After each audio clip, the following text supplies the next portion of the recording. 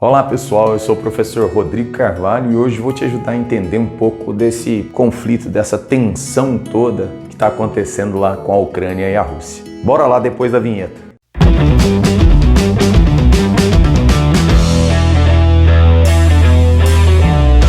Então pessoal, essa questão entre Rússia e Ucrânia é uma questão muito antiga, inclusive depois dá uma olhadinha lá na formação desses estados, tá? Lembrando, inclusive, que a Ucrânia é ex-República Socialista Soviética, é isso mesmo que você ouviu.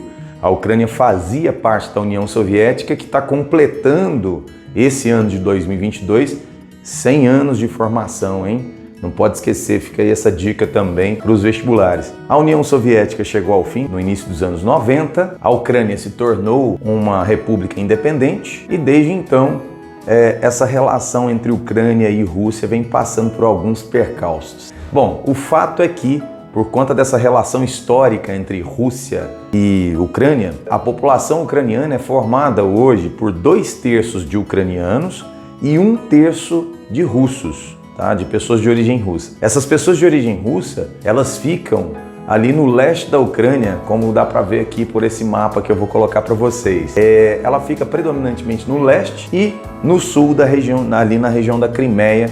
Então o que acontece? Lá em 2014, o presidente Viktor Yanukovych, que era presidente da Ucrânia, estava para fechar um acordo com a União Europeia, né, uma aproximação com a União Europeia. Só que o que aconteceu? O Vladimir Putin, presidente da Rússia, ofereceu um outro acordo e o Viktor Yanukovych acabou virando as costas para a União Europeia e fechando um acordo com os russos. Evidentemente, a população ucraniana, né, que corresponde a 2/3 da população, não gostou, porque a intenção deles é se afastar o quanto antes, né, se afastar o máximo possível da Rússia.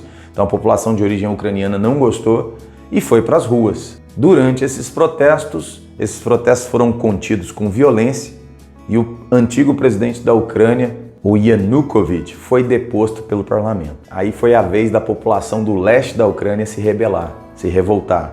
Por quê? Porque o Yanukovych era visto como um presidente pró-Rússia, um presidente amigo da Rússia. E foi então que começou esse movimento de independência, esse movimento separatista no leste da Ucrânia.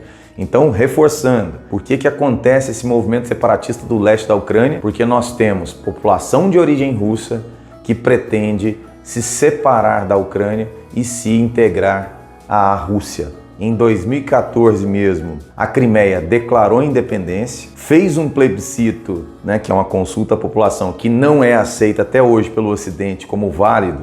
Perguntou à população, você quer ou não ser integrado, ser anexado à Rússia? E aí, lógico, como a população lá era de maioria russa, a Crimeia acabou sendo anexada. O Ocidente entrou na jogada. Daí começam as tensões. 2014, hein, pessoal? O Ocidente acabou punindo a Rússia, primeiro, com sanções que foram impostas pelos Estados Unidos e pela União Europeia. E, além disso, a Rússia foi suspensa, foi expulsa do antigo G8. Tanto é que o G8 agora volta a se chamar G7. E os russos, praticamente não tomando conhecimento disso, foram lá e construíram em 2018 uma ponte entre a Rússia e a Ucrânia, né? Deixando bem claro ali a delimitação de território. Um ponto importante nessas questões também que a gente tem que abordar é a questão da OTAN, a Organização do Tratado do Atlântico Norte. Depois você dá uma olhadinha na postagem que eu fiz na forma de carrossel aí no meu Instagram, que você vai entender um pouco melhor sobre a OTAN, né? Mas a OTAN é uma organização militar, uma aliança militar que nasceu lá no período da Guerra Fria, tanto é que ela se opunha ao Pacto de Varsóvia, e com o fim da União Soviética, o fim do Pacto de Varsóvia, a OTAN começou uma expansão em direção ao leste europeu. Como você pode ver aí no mapa que eu estou colocando aqui para vocês, na década de 90 a OTAN acabou expandindo aí para boa parte dos países do leste europeu, inclusive para ex-repúblicas soviéticas, como por exemplo Letônia, Estônia e Lituânia. Dá para ver pelo mapa também que somente Bielorrússia e Ucrânia é que não entraram ali ainda para a OTAN e são vistas como uma barreira, né, entre a Rússia e o resto do Ocidente, entre a Rússia e a OTAN, como se fosse um escudo. E aí, recentemente, o que acontece? Recentemente, vem lá o convite que já havia acontecido, né, no passado, voltou a acontecer agora com o presidente Volodymyr Zelensky, presidente da Ucrânia, para que a Ucrânia se integrasse à OTAN. Evidentemente, os russos não gostaram nada disso, porque o Putin falou que seria como se cruzasse uma linha vermelha. E realmente, a Ucrânia é vista ali como uma barreira entre o Ocidente e a Rússia, né? Uma barreira no sentido figurado, evidentemente. O que aconteceu desde então? A Rússia tem colocado soldados para fazer exercícios militares ao longo da fronteira com a Ucrânia. Dá uma olhadinha nesse mapa, gente, o tanto que a Ucrânia está cercada por essas tropas russas. E desde então, o Ocidente tem acusado a Rússia de estar preparando ali uma invasão.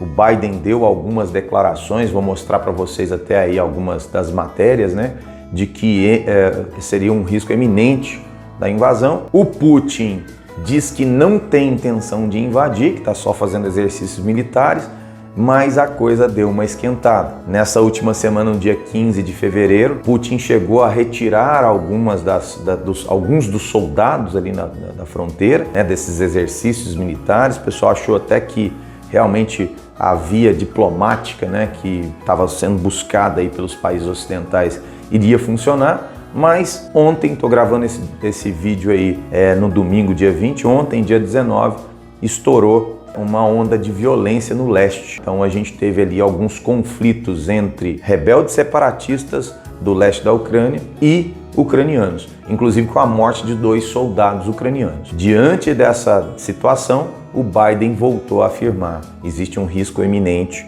de uma possível invasão. Hoje, dia 20, o presidente Zelensky deu uma declaração de que quer reforçar um cessar-fogo. Todo mundo quer aí uma solução diplomática, mas também é importante a gente lembrar o seguinte: uma guerra ali na região não é boa para ninguém, no mundo inteiro. Então, assim, eu vejo muito mais como uma guerra de ameaças. Eu costumo brincar que é um flashback da Guerra Fria, né? Uma Guerra Fria 2.0, do que realmente transformar isso numa possível guerra. Eu acho que os dois lados estão ameaçando para ver quem vai ceder primeiro. Espero ter ajudado. A tentativa foi de fazer um vídeo um pouco mais curto para que vocês tivessem contato com essa situação. E um grande abraço, até a próxima, gente. Obrigado.